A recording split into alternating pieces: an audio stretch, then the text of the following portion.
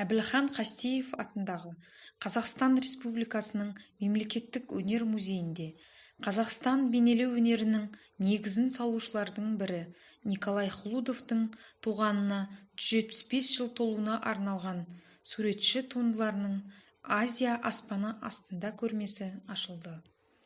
Дарынды суретші әрі педагог 20 ғасырдың бірінші жартысындағы Қазақстан мәдениетінің дамуына айтарлықтай үлес қосты.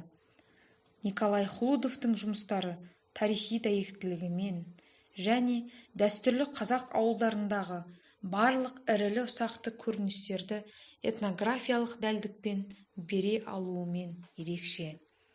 Экспозицияда портреттер, тұрмыстық картиналар, сондай-ақ суретшінің Қазақстан мен Орта Азияны аралаған экспедициясында жазған пейзаждары бар. Зерттеушілердің айтуынша, Хлудов Қазақстанда келіп кеткен қонақ болған жоқ. Ол кескіндемеде Қазақстанды бейнелеп көрсетуге өзінің барлық көркемдік күшін салды. Суретші осы міндетін өмірлік мақсат етті.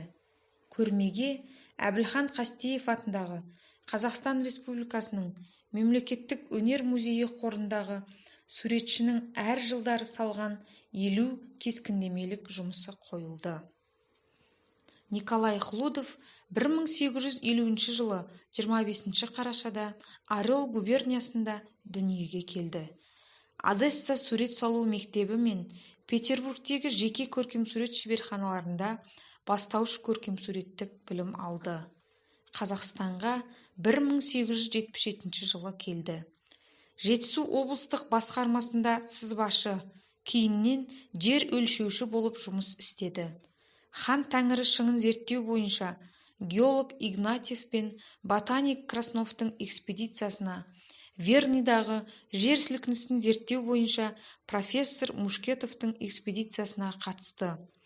Түркістан археология әуесқойлары үйірмесінің мүшесі.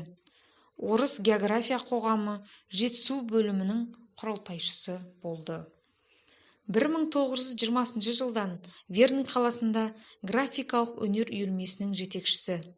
Ал 1921 жылдан Верный ғылыми көркемсурет шеберханасында кескіндеме және сурет класының педагогі болып қызмет атқарды.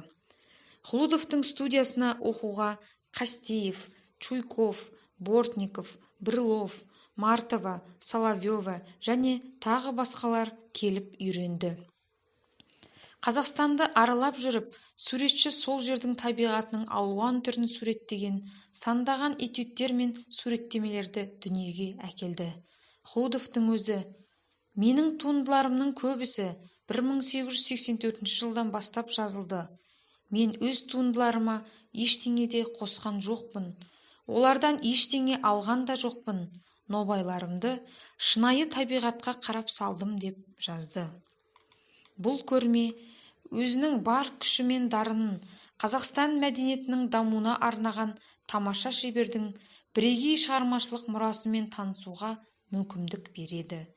Николай Хлудовтың шығармалары Мәскеу, Санкт-Петербург, Бішкек, Алматы музейлері мен жеке коллекцияларда сақтаулы. Оның көркем мұрасының ең едәуір бөлігі 211 кескіндемелік туындысы Алматыдағы Қазақстанның орталық мемлекеттік музейінің қорында.